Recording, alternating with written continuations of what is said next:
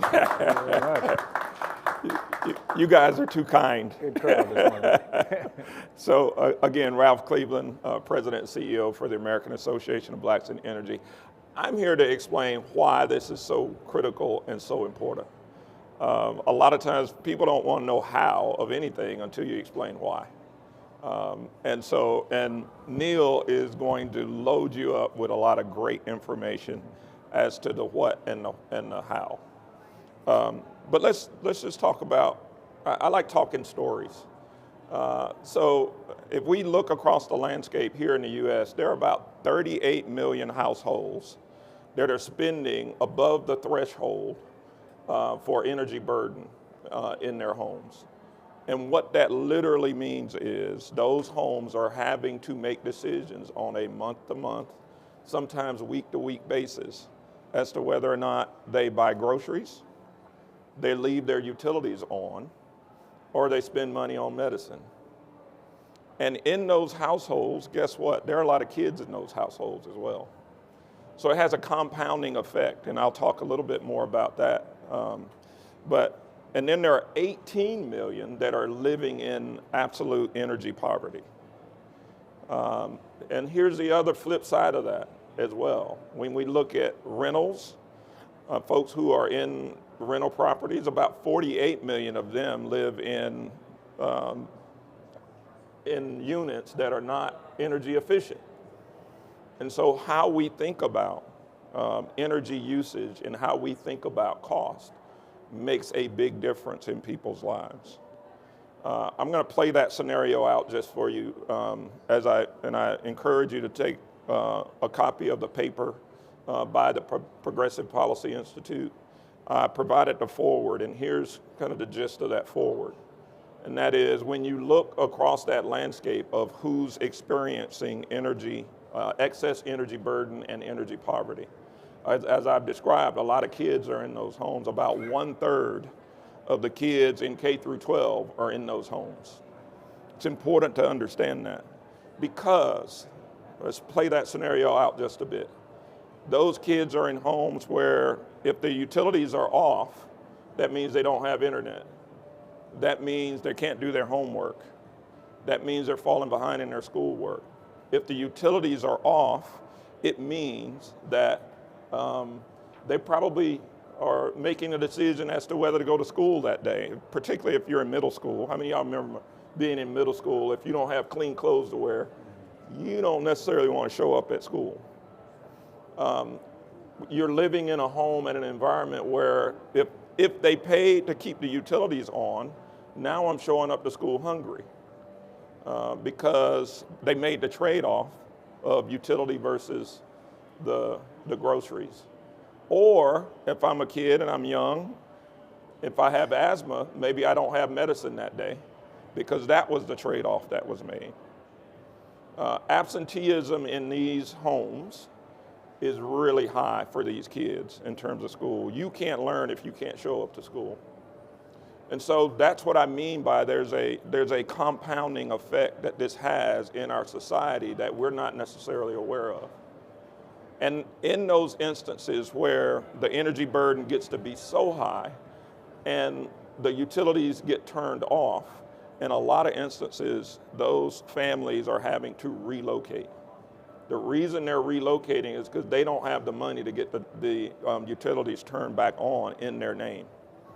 So they're having to move and then get the utilities turned on in the uncle's name. Now you're creating even more transigence for those that are caught in this bind.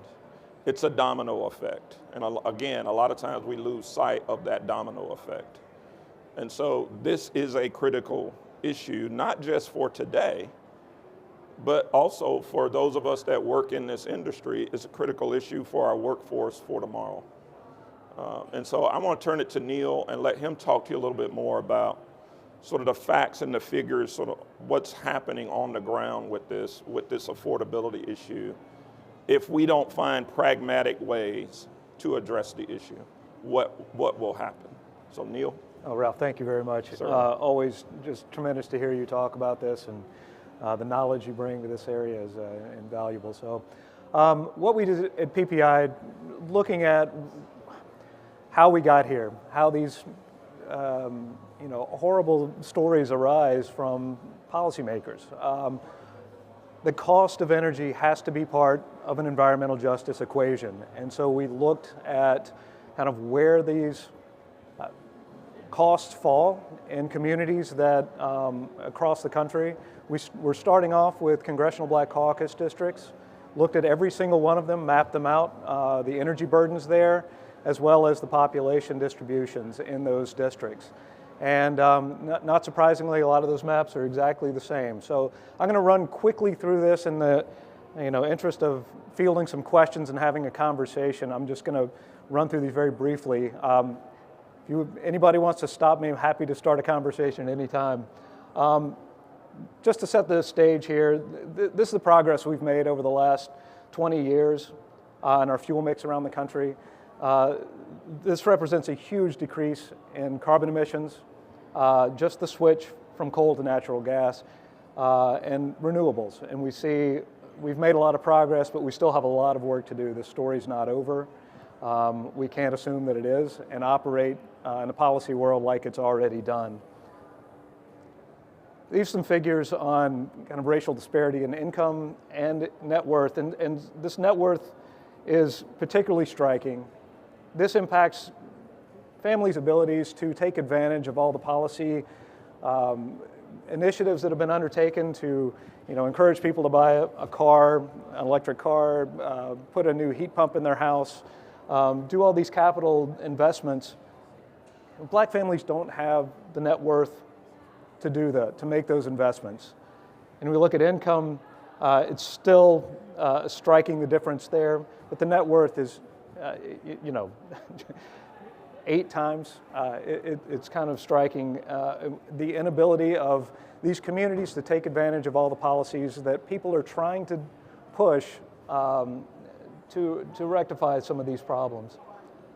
And here's what energy insecurity means to households. The chart doesn't do nearly as good a job as Ralph did talking about what this means to families, but this is just kind of you can see it graphically what the differences are, white households and black households. So just as an example of kind of where we went, we look at the eastern seaboard. You see this kind of sea of red. These are carbon emissions by household. And you see these green little islands in this area. These are cities. The most efficient places from carbon emission perspective per household, efficient places to live for a number of reasons, including the kind of housing, people taking public transportation.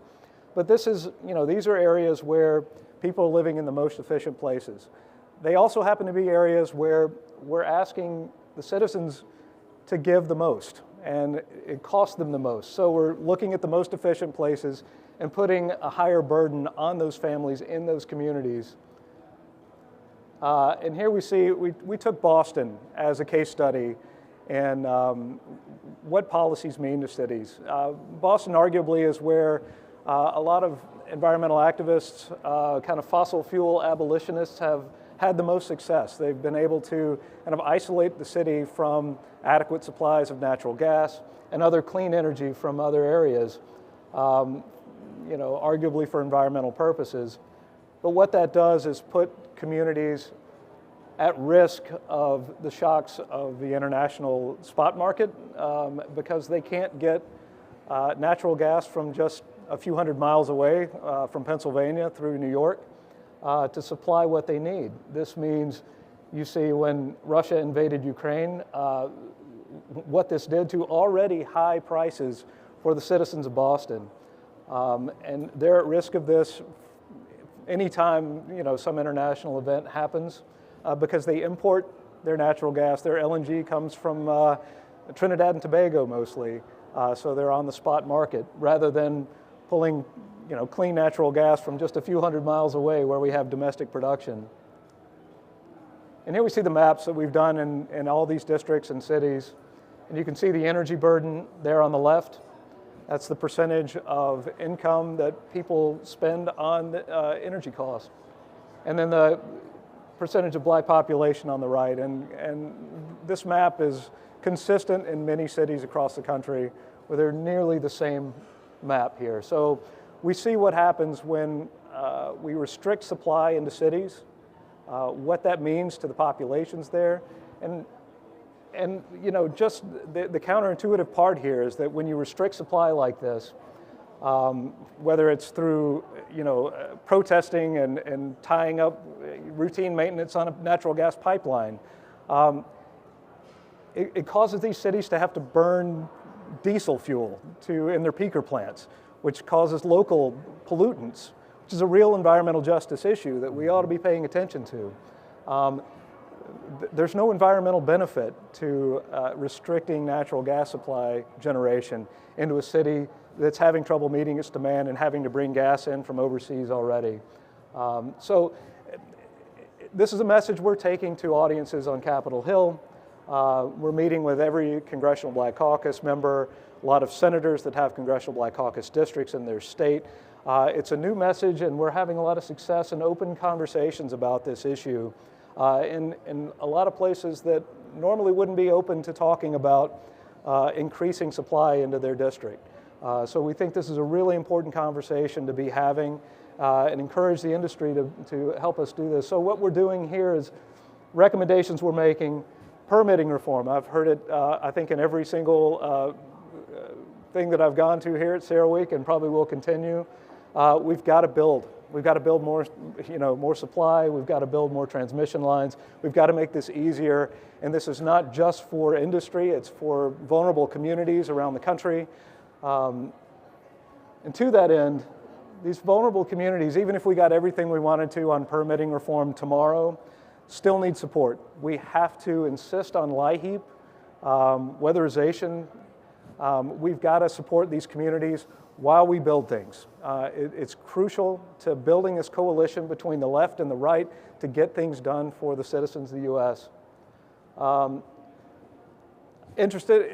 This next part, would love to talk to you about, if you're interested, creating these community hubs to have conversations on a local level about infrastructure, about energy needs, putting communities together with the people that are providing the energy there. It's a dialogue that we don't have in a lot of communities, and we think this is a really important piece of our recommendations. And then again, fuel mixes. You know, we can't lose sight of, we need a lot of all of the things. We can't be fossil fuel abolitionists. We need green, we need renewable, and we need clean natural gas to make all of this work for the citizens of the U.S. So, Ralph, do you have anything else to add to this as I'm kind of flipping through? I do want to speak a little bit to the issues relative to vulnerable customers. Yeah. There are vulnerable customers, consumers in every community. And when we look at LIHEAP, even at full funding, LIHEAP is around $5 billion. But when you look at bad debt in utilities, and when you look at just a sheer number of people who actually access those dollars, only about a third of those who are eligible for energy support and assistance actually ever apply for it. And there are myriad and number of reasons why that is. Probably number one on the list is just trust. People being willing to trust that someone else actually has their best interest at heart and won't take that information and weaponize it against them. But the critical issue there is that the real need is somewhere between 15 and $20 billion in terms of the support that's needed in those communities. So, of course, one way to lower that burden is to lower the cost. One way to lower that burden is weatherization, energy efficiency. But the question becomes, where's the investment dollars? Where are those investment dollars going to come from for that support that's needed? And again, I always point back to this has long-term implications to what kind of workforce we ultimately have in this industry. So I just wanted to really point out that vulnerable customer issue. Again, this is across every community. There are vulnerable customers who are spending more than their fair share on energy costs based on their income. Yeah, and our next iterations of this paper will be looking at Hispanic and Latino communities around the country. Then we're expanding this to other communities, former industrial areas. These are all different stories that need to be told about, Boston is not everywhere in the country, but it is kind of what a lot of environmental activists are trying to export to the rest of the country in terms of policy. And we want to make sure that every city, every customer, and every community around the country has affordable energy. And I think the key to that, a lot goes into the cost of energy everywhere. It's a different story in every place. What we tried to bring this back down to is a simple economics of supply and demand. When there's high demand and there's continuing to be more demand with data centers and others, we have to have more supply to keep energy affordable. We can't get around that. There's no policy solution that shows cutting off supply will help that in any way. So it's an effort that requires us all, regardless of political party, to come together and look for solutions here. So, love to open up for questions, any comments, anything like that. Happy to field anything from you guys. Feel free to raise your hand and I can bring over the mic. And we also have copies of the report. Encourage everybody to grab one as you leave. Or Neel. Yes, Senator. Thank you for that report. You've started to make some appointments and meetings on Capitol Hill. How has the reception been to the members of Congress that you've talked to? Is this information that they were happy to receive, or did they have knowledge of it before you went? Explain to us what the reaction's been, and thank you, Ralph. Thank you, Senator. It's been a fascinating conversation with every office, and this is information. This is not information or data that we brought up ourselves. I'll take this moment to, this was the tool we used. No one had compiled this together, so this is new information for them in this format to see their district, what the energy burdens were in their district and kind of how they lay out. It also helped because we have these conversations, and a lot of people that have come in to talk to them have conflated local air pollution with carbon emissions. Those are two separate problems. They're both problems, need to be addressed differently. And I think a lot of people come in and conflate them on purpose to try to, whatever their motivations are, whether it's fundraising or more noble motivations, they don't help policymakers. So we're able to come in, talk to them about these problems in their district and kind of ways to help address that for their constituents. So we've had open doors from places that normally wouldn't want to talk about increasing supply of natural gas into their district. This is a way to have that conversation, which means something to their constituents, and it's not just beating them over the head about doing something bad. It's about ways to help bring down the price of the utilities for their customers. So, thank you. Also, Neel and I have been kind of on this road show just a bit. So we were speaking at the National Black Caucus of state legislators. Mm-hmm. A lot of energy policy is set at the state level, not at the federal level. And so I was heartened that after our session, we had any number of state legislators come up and say, we really need this information. Mm-hmm. Yep. And so we've got to do more for those state legislators to help them to understand as they set policy for the state. I'm a recovering engineer, so forgive me some of these numbers I'm about to throw at you. So it's important to always realize where we are with respect to our energy mix today. Today, only 17% of the energy that's delivered to the end user is delivered by electrons. Only 17%. That means 83% is delivered through molecules. Oil and gas, transportation sector, so on and so forth. And even for the electrons that are delivered, 42% of those electrons are generated with natural gas. A lot of people don't know that that's the energy mix we're dealing with. And so when we talk about, and I'm all for it, I'm all for cleaner fuels, hydrogen, wind, solar, all for it, but we've got to do it in a pragmatic way. Right. And so if you all of a sudden you're talking about we're going to electrify this entire energy mix, how much infrastructure are you talking about abandoning? And so we've got to do this in a pragmatic way that recognizes from where we're starting in order to get to the outcomes that are really important. You know, one of the sub-themes of this conference is strategies for managing in this complex world. And that's one thing that I can tell you that a lot of people aren't really thinking through, is what are some pragmatic strategies for managing to get to the outcomes that are really important for all involved. So I just at least wanted to give you that backdrop. Thanks to you both. This was really fascinating. Two questions. First off, there's been a lot written about how even households at what we would consider a high earning level, $150,000 a year or more, are struggling amidst inflation. How much are you guys seeing that in your data?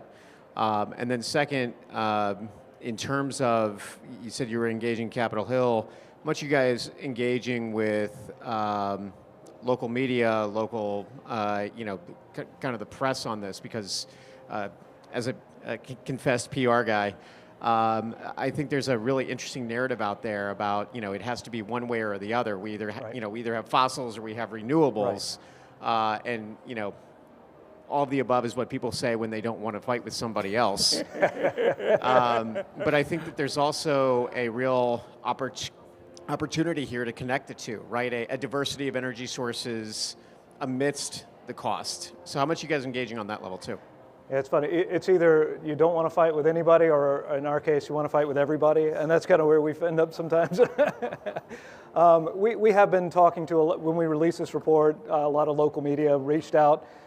So we've been kind of customizing a lot of these maps. The one I showed you of Boston, it might show one congressional black caucus district that we sent out to a lot of local media. They'll reach out and say, I don't see my city in this map, but you sent me this, so we'll reframe the map that includes the entire area. So, happy to work with local media. Anybody here that thinks they'd like to see their city mapped out and look at what that looks like, we're happy to do that. Please reach out. We want to have this conversation everywhere. People of different incomes, this is part of what we want to expand this. We started with congressional black caucus districts, but want to look at other communities around the country. There are different stories to be told, not just in the most vulnerable communities, but as you say, in these kind of more modest or middle income families that are struggling to take advantage of some of these policies, but still struggle with high costs that they're dealing with. So, this is what led to this program that we're doing at PPI. We're looking at cost drivers. What American voters were screaming about going into this last election. The cost of living is too high. What does that mean for energy? And that's what led us to this. So we're looking at that for lots of different communities. There are a lot of communities that are struggling. Of course, sticker shock is always, a big motivator. When you see that bill, no matter what income level right. you're at. But here's some of the flip side of that as well, and that is when you make policies that say, okay, these buildings within this geographic area must, do away with all sort of natural gas or all fossil fuels, must electrify, and there's an investment that's required in order to do that. And then there are some places where there are even fines levied if you don't make that retrofit. And so many communities are now struggling just with how do you come up with the investment dollars to do some of these things.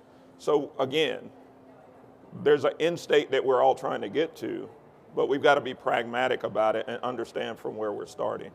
There are some questions up here. So I believe we have time for just one or two more. All right, perfect. Thank you so much for the presentation. I was wondering, you mentioned that Boston imports most of its gas from like Trinidad and Tobago and doesn't rely on domestic production. And I was reading here that's because of the Jones Act. I was wondering if there's any conversation to repeal that act, or how you're going around that. Do we have another hour to talk about the Jones Act? I think. I think there's little appetite, and has been for literally over 100 years, to change the Jones Act. I think the more practical idea is to try to figure out how to get domestic resources there from a few hundred miles away, where we have one of the largest natural gas reserves in the country, right there. And so even with the Jones Act repeal, that means taking LNG around from the Gulf.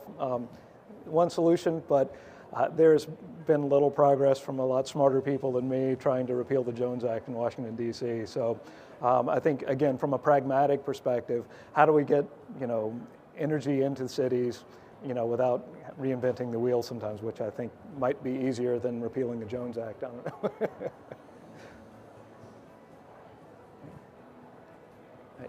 Just a suggestion. Locally, as you mentioned, a lot of the policies are derived at the state level. I know in some parts, it's been over 40 years since I paid a utility bill in Boston, but out in California, about a third to sometimes 40% of the utility bill is actually local taxes. Right? Why couldn't you get exemptions of those taxes and immediately give a 25, 30% cut in energy bills to these audiences that need it desperately? Is that a policy that's being promoted? And it certainly would be within local control. All right.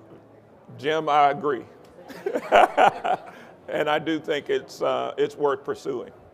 Again, for every community, the mix is going to be a little bit different depending on from where they're starting. But thinking through the mix is what I find most people don't take the time to do.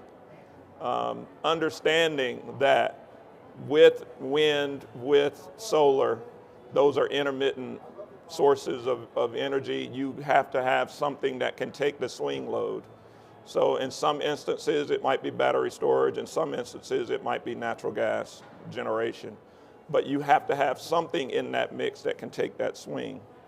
And you'd be surprised at how many people don't realize that, these hybrid solutions might be the better answer and actually might lower emissions because these are solutions that can be delivered at scale.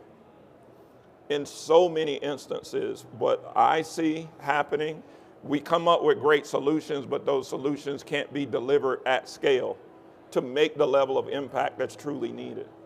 And so it's not only finding solutions, it's also finding those unique solutions that can be delivered at scale. So those are things that I'd really like us all, if we're a part of this industry, to really think about and to be able to message in the right way to those who are being impacted. Can I just say, this was why this was recommendation 2 on our list. I think looking at public programs to help kind of mitigate the problem of high prices is a Band-Aid that my friends in the Democratic Party have leaned pretty heavily on in a lot of places, but it doesn't address the core problem that got us there, that to require that. It's part of the solution, as we address here, and an important part, but we've got to find ways to get an adequate supply to bring prices down in the first place. And with that combination, we can help communities around the country address this problem, but we can't just depend on, state, local, even federal policy makers to do that by just bringing down the price artificially by, throwing more money at it. And after the problem's already there. I mean, as we see in this administration, and others, light heap's on the line all the time. It's fluctuating. We can't depend, and we shouldn't have families depending on the whims of policymakers to make sure they can afford to eat. So that's why I think we have to address the core problem first.